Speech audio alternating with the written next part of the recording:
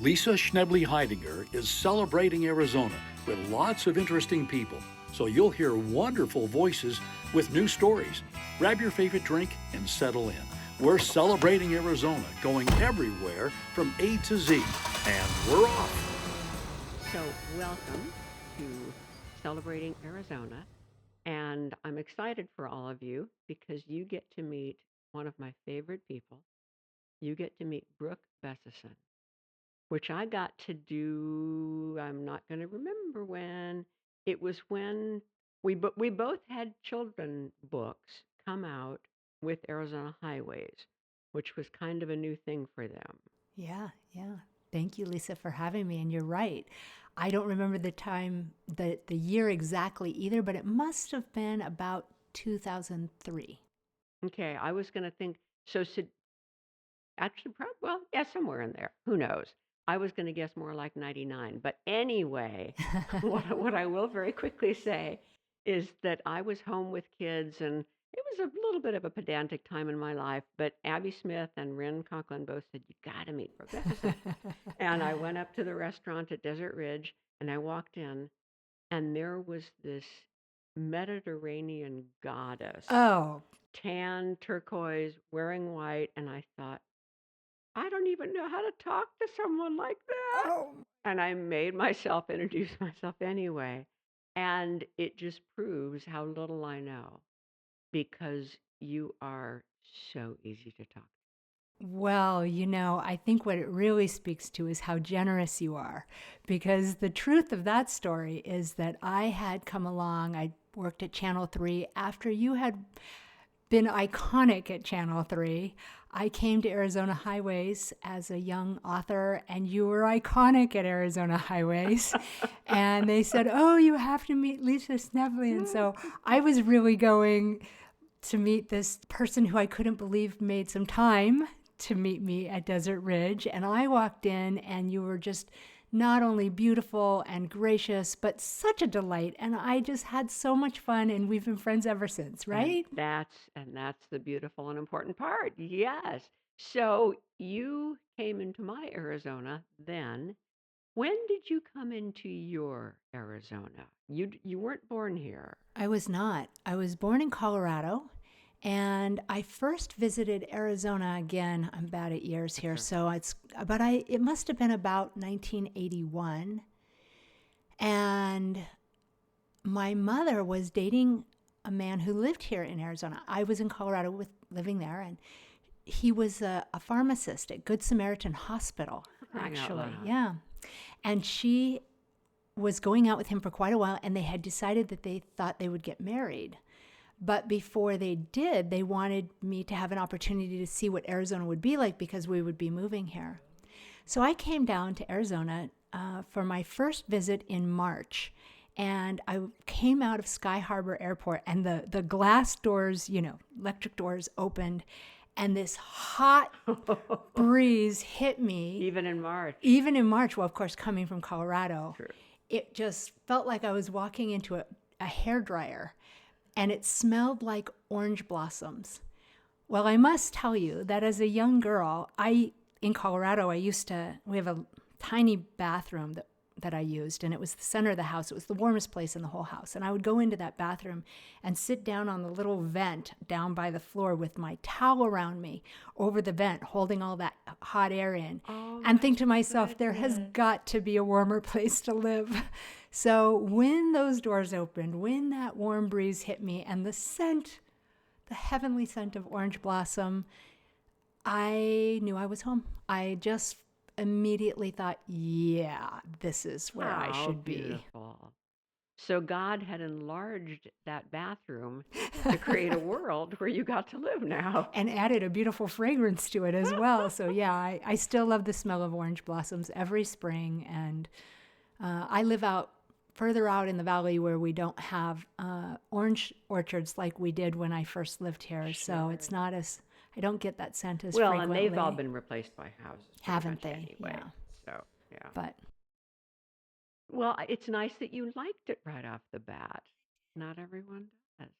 And you're from a ranching family.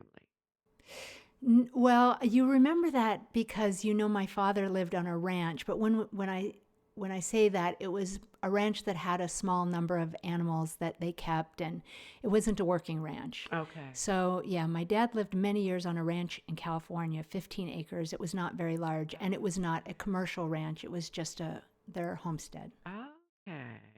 And you've always had an affinity for animals? I think you could safely say that, yes. Say a little bit more about that. Well, two stories come to mind that I think exemplify my love of animals in a way that will help people better understand me. The first one is a story that my mom used to tell about when I was born, and you have that period of time where little babies don't make eye contact, right? They're kind of blurred out, looking, blankly, and my mom would look over me and say, hello, hello, and, do all the mommy faces, and was so looking forward to the moment that I would make eye contact with her and we would have this connection. But what ended up happening was, she says, somewhere along the line, the dog came by, and I looked at the dog, and she said, oh, no, no, no, no, look at me. And she said, but you were hooked, and you had to thereafter be held upright regularly so that you could see where the dog was. So I often joke that I imprinted on the wrong species, but... So it truly was in your DNA. Well, from the start, I really, really felt a strong connection to the animals around me from a little girl. But I always make sure to clarify that my mom and I have been dear, dear, best, close, wonderful friends for all these years. She's 93 now, and we're still just, she's one of my best friends. That is just marvelous. We may have missed that first moment, but we made up for it later. You caught up. And then another story that she tells is that when I was about 4 or 5 years old, I was in the kitchen, and of course my eyes were about the level of the kitchen counter, right? So I was looking right at the kitchen counter level, and we were doing something in the kitchen, and I was standing, and a fly came down, and it landed on the table on the counter in front of me. And of course I'm looking right at it with my little eyes, and I can see it cleaning its little face and doing all of these things. And I was so taken by that little animal. And my mom came in with a swatter, and I turned to her and I said, what are you doing? I said, don't kill it. She said, it's eating off the counter, like with the really gross tone, right? And I said, but he only eats a little bit. I could not understand why we would be so selfish as to not be able to share the tiny bit that this... You can't begrudge a scrum to this creature. Yes. Isn't that something? So I think that sort of exemplifies my unusual attachment to animals. And a lot of people, and I remember when PETA first came to the front, People for Ethical Treatment of Animals, somebody said they only like the cute ones. But you've never only liked the cute ones. You are very broad in your animal fondness, affection, interest, you name it. That's true. That's true. I guess I feel like they are my extended family. And in that sense, maybe there's no hierarchy. They're all part of this natural world, this beautiful world that we live in, and they're part of our existence in the world. They are part of our history. We're tied to them evolutionary wise, and they fill my heart. I just enjoy them in so many ways, and particularly when I have opportunities to make connections with them and share space. And when I met you, you were working both at Channel 3 and at the Phoenix Zoo. I think you were modeling and working with animals. Is that right? So I did some modeling and on-camera television work when I was younger, yes. And then I moved to television production. And then I was working at Channel 3 as a producer. So I didn't work on camera as you did. I actually produced a show called A Brighter Day with Jan Diatri, which was a Saturday morning weekly show here in the Valley. And then I had come from there. Prior to there, I had worked at the zoo, and I'd worked several years at the animal hospital there. And I did work as their spokesperson for a while as well, for about perfect. Yeah. 5 years. Yeah, I did both.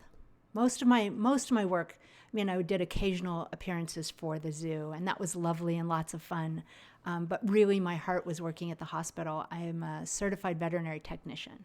So I worked with the animals, taking care of their welfare and well-being, and yeah, really enjoyed that. Oh. And then you went on to incredible heights in the animal world. But we're going to take a very quick break and then come back and talk about sea snakes. Okay. Dun, dun, dun. So here we are in the year of our nation turning 250 and celebrating Arizona being the podcast partner of the AZ 250 committee. There have been many special programs and promotions, and they continue. One I love is Veterans. Operation Freedom March was created by Chappie, Mike Chappelle, at the Arizona Trail. He structures his work reaching out to veterans, including all family members, because he has seen and lived that deployment affects each one deeply. I love that about Chappie. So you worked at the Phoenix Zoo, and that was just the beginning of what you have done in the animal world. Chart me from there to naming or discovering a subspecies, which just, to me, that's like, oh yeah, I built a spaceship. I can't imagine doing that. How did we get from working at the zoo to that? Well, I had started in small animal hospital before I worked at the zoo, and I'd worked in small animal both here in Phoenix and in Los Angeles. And then that is how I ended up on the medical team at the Phoenix Zoo. And I was there for many years.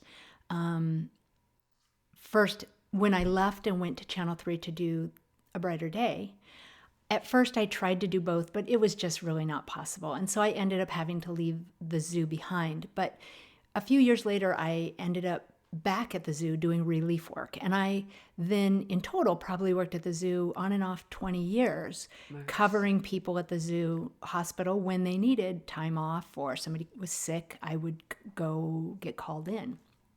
So I spent more time there. And while I was there, I started having some opportunities to do some field work, getting out with people who were doing science. And I'd always loved science. Biology was my favorite class in school. And so, yeah, I think I kind of started thinking, this is really something. I had never thought about a career or, actually working as a scientist. But it became an area that I was super interested in, and in particular because science can inform conservation. So science can be quite helpful for people trying to understand how the natural world is working and what might be going wrong or what could be done better. These kinds of concerns can be well informed by science. And so I really loved that part of it as well. And there came an opportunity to conduct a research project, a biodiversity study in Costa Rica. I had spent some time down there and had helped with some research projects. And then this came up as an opportunity, and I ended up doing that work. And during that survey, just by happenstance, came upon a population of all yellow sea snakes in the embayment where I was doing the survey. And they were quite beautiful and, as it turned out, quite extraordinary. And it was by following the curiosity question answer process of science that it came to be a subspecies. And I was fortunate enough to get to give it a name, but it was nothing like building a spaceship. Building a spaceship is something that requires tremendous knowledge and skill and intention. And I really had no expectation. It was just sort of sheer dumb luck or time on the water. Of course, I put in my hours and I put in my brain work and the effort it took to make that progress to a description of a subspecies. But yeah, and now that those yellow sea snakes have been quite a part of my life. I went back and did my PhD on their ecology, and then I continued to do this work. Like I told you earlier, I was at the Field Museum doing a study at the Pritzker DNA lab at the Field Museum in Chicago, looking at how to identify the sex of some of those sea snakes that I study using their DNA. Okay. Yeah, I continue to work and learn from those snakes. That's marvelous. And tell me how you picked what to name them. Oh, that's quite easy. It was not, again, rocket science, for lack of a better analogy. When I did that first study on the water, the biodiversity survey, a friend of mine named Mike Boston, who lived in the area where I was doing the research, he said, I've seen some of these yellow sea snakes, some yellow sea snakes that in the Gulf, and apparently these are only in this region. Nobody knew they were inside the Gulf, but he had read some papers that there were occasionally yellow sea snakes in the Pacific Ocean off Costa Rica, and that he had seen some inside the Gulf and thought this would be an interesting thing to look at. And so when I had to create a logbook, I was looking at whales and dolphins, sea turtles, whale sharks, and sea snakes. Because of Mike Boston, the sea snakes got added in as part of my target fauna that I was looking at. And I had to figure out how to identify the yellow ones from the black and yellow ones. The black and yellow ones are called yellow bellies. So in my logbook, they were YB, yellow belly. But I didn't want to just put yellow for the yellow ones because that could easily get confused. Did I forget to write the B? You want your logbook to be unquestionable later. You want it to be precise. Okay. So I needed to come up with a different word for yellow, and I ended up looking up the Greek, and it was xanthos or xanthic. And so xanthic is the adjective, so they were xanthic sea snakes in coloration. And so I made an X, so that way I had an X and a YB. And it just helped my initial logbook. But later, when it was time to identify this with a name, it seemed xanthos was the most obvious choice. That's marvelous. Thank you. Okay, we're going to come back to Arizona, but thanks for going there because that's just so amazing. Um, where around the state, and it can be anything from a specific gas station to an entire national park, where do you like to be? What are some of the places you go back to? Oh my goodness, Lisa. There's so many wonderful places in this state, and I've had the good fortune of getting to visit many of them. Of course, my favorite places are the ones with wildlife, and so I do have some favorites. I love to go up to Marble Canyon, where the California condors are. Oh, yeah. When I first started doing that field research with wildlife, my first population I worked with was California condors. So I have an affinity for Oh, them. how marvelous. So I always enjoy going to get to see them up in Marble Canyon. Several years ago, I wrote an Arizona Highways Wildlife Guide. And for that guide, I wanted to offer in the back pages places that people within the state could go to see wildlife themselves. Because it's lovely to read a book about things, but really it's about having that firsthand experience. And I wanted to give people specific places they could go where I knew that they would be likely to come across some interesting wildlife. Nice. And so I ended up selecting 5 places around the state. And each one of them not only is in a corner or a section so that wherever you live in the state, you would have a place you could readily access. Okay. But additionally, I wanted to be able to show different kinds of places where wildlife are, sort of different types of protected habitat. So whether it's a national park or a state park or a wildlife area Reserve or a refuge or these kinds of things. And so I picked 5 of these throughout the state. And of course I needed to go visit them and look at them again. If I'd been there before, I went again. So what are those 5?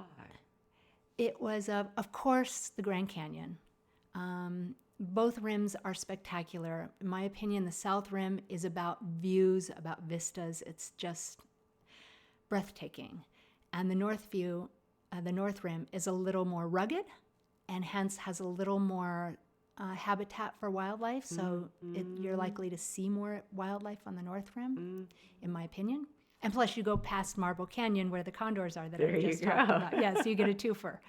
I also then did Imperial National Wildlife Refuge, which is down in Yuma. And this is kind of desert badlands. Yeah. And it has some really interesting wildlife, desert iguanas, for example. But also, that's the area where I first saw bighorn sheep.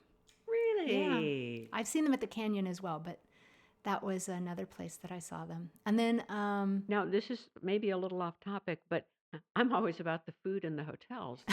Where would somebody stay anywhere near Imperial? yeah, so I'm not very much help with that because I tend to camp when Okay. when I'm Okay. out on the road like that. So those creature comforts, I'm less able to advise That's on. okay. That's okay. And then over Chiricahua National Oh, Monument, of course, with those beautiful rock spires, the hoodoos, just incredible. And that's a great place for like Coues deer, some unusual, which is an unusual kind of deer. And then Boyce Thompson, in the center of the state, I did Boyce Thompson Arboretum, which is a state park. A lot of people don't realize that. But I don't think I did. yeah, but of course they have coatis and lots of birds, and it's just beautiful getaway for people here in the valley. And then over to the east was Sipes Wildlife Area. It's Sipes White Mountains Wildlife I Area. don't think I've ever heard of that. Really? Yeah. Yeah. And a lot of wildlife areas are unmaintained, but this particular one has a visitor center and all kinds of things, and it's got a river area. It's actually the first place I ever saw muskrat, wild muskrat. Really? So that was silly, but something I love. And there are even Mexican wolves in that area. Wow. So I have seen one Mexican wolf in Arizona. It was not there, but that is an area if people like wolves or that's of interest. That's the area I would suggest to go. And so, yeah, those I think are the 5. That's great. I love that you can be so specific. And then what about where you like to go to hang out, play? Um, Probably still wildlife. Yeah. Yeah, I guess I am a person who really likes new experiences. So I'm prone to go to places I haven't been before rather than old hangouts. Gotcha. And I also, yeah, I'm likely to go for nature, for the beauty. A couple of my favorite places that are not in those 5 that I've just loved was Canyon de Chelly. Ah, yeah. I had the good fortune on a television production years ago to go in and spend time, which, as you know, you have to have an invitation from the Navajo Nation, and it's quite a sacred and remarkable place to be. And yeah, that was maybe one of my very favorite places I've had opportunity to go. Such dramatic, and not many people get to do that. Yeah. That's wonderful. And of course, Monument Valley. I just made a trip with a friend last month, and we came in from Utah. We were making a loop through the western states. We came back down through Page, and I had never been to Antelope Canyon. Oh, good. So I had made my first visit there last month, and oh, yeah, really beautiful. Terrific. Do you know Craig Childs? I've read Craig Childs. I don't know. So I met him when I came on at Arizona Highways just once or twice through Rin Kaufman. Okay. But he wrote a book when he was first at Highways called Desert Cries. Are you familiar with this book at all? I read his book about flash floods and. Yes, that's the one. Okay, that is. That's the one. It's that All small little right. book, and it talks about flash floods and just the power of flash floods in our state. And I found that book so deeply compelling and disturbing, right? There's so much about this, the human impact of flash floods, and these things are devastating. The shaping of nature through a place like Antelope Canyon is just powerful to see. Yeah. Neat. Our Sedona and I just did the canyon a year ago, not quite a year ago, the Grand Canyon through and Colorado through Canyon. And our guide had a flash flood hit his camp Oh my a gosh. couple of years before that, and it was about as bad as it could have been. Was everyone okay? No, Oh everyone was not. no. Yeah, and that's a that's the way you want to go with, because boy, that's not going to happen again. But yeah, flash floods are something we don't. I think our society thinks that Disney's in charge. It'll be Yeah, fine. yeah. And then when that happens, some people get really, really surprised. Yeah, I think people don't always realize that flash floods can come from like 50 miles away. So it can be raining 50 miles away, and if the riverbeds run properly, that flash flood can hit someone that has clear skies overhead. So I think this is why people, I think, often wonder, how could you be so silly as to be standing in a canyon with water running through? But that's not actually how it happens. And of course, the other part of that is that 90%, they say, of the water of what comes through in the flash flood is not water, it's debris. Debris. And so these things strike people really unawares in canyons that look perfectly safe right before the moment. And those slot canyons, right, they're curving. So you can't, it's not even like you have the view uphill. Yeah. Just all of a sudden this comes around the corner and there you are. So So preparation for that is you're not hiking in the canyons when you know that there's weather nearby. So you need to be watching weather all around and really have your ears on if you start to hear rumbles, trying to get to elevation. Yeah. I fortunately have never had that experience, but it always, I mean, maybe for me, this is one of the reasons I love the wilderness so much, is because we are small in its presence. And there is a sense of wonder and awe and, yeah, vulnerability that makes you feel alive in the adventure. that reminds me of two things. One, in the Grand Canyon, thinking I am as important as any rock or flower, which is to say, yeah, the canyon doesn't care. It can hit anything into the wall. Doesn't matter. And also, when Los Abrigados was built in Sedona, I was with my dad, who had grown up there a lot, and we were at the little manicured park down by the creek where the sycamores grow. And he said, "That'll wash out." And I thought, well, they wouldn't have built something that was going to get washed out. I should have known. Of course, he knows in Oak Creek that it will be washed out. And I think it's been washed out 3 or 4 times. And I like that nature lets us live here. Yeah. We have not conquered nature, and I love that. Yeah. Yeah, and we just rebuild. Yeah. We're like little ants in that way, right? We just build, and the storm comes, and we just rebuild. That's funny. But at least now we know something we may not have known before. Yeah, right. And we build better. And you live in the eastern desert of the valley. Yes, I'm in the Northeast Valley. Northeast, Yeah. you're right. Yeah. And what is your wildlife? We are lucky enough to live in a community that abuts a wildlife preserve. And so we see bobcats in our neighborhood and coyotes, of course, and sometimes rattlesnakes. I carry hooks and rattlesnake gear so that I can move them. Sometimes they get onto the roads in our neighborhood during spring and fall when they're trying to warm up or keep warm. And so they, need to get off the road. So yeah, rattlesnakes. And I saw a Gila monster once walking up our street. And javelina. Yeah, so we're you very live in fortunate. the perfect place, don't you? Yeah, I feel really lucky, to get to have wild neighbors. That is a perfect place to wrap. Thank you so much for this. Thank you, Lisa, for having me. Wonderful. I really appreciate getting to just share some time with you. We've been such good friends for such a long time.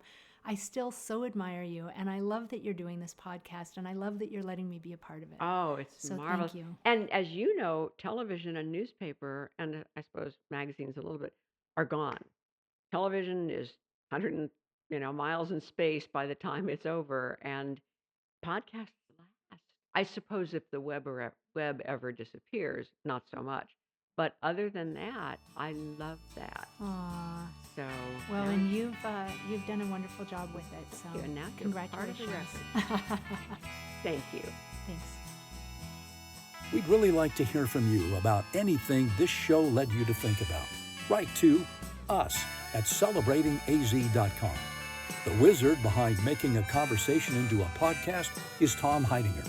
The music comes from Daniel Blattman, and I'm Dana Cooper.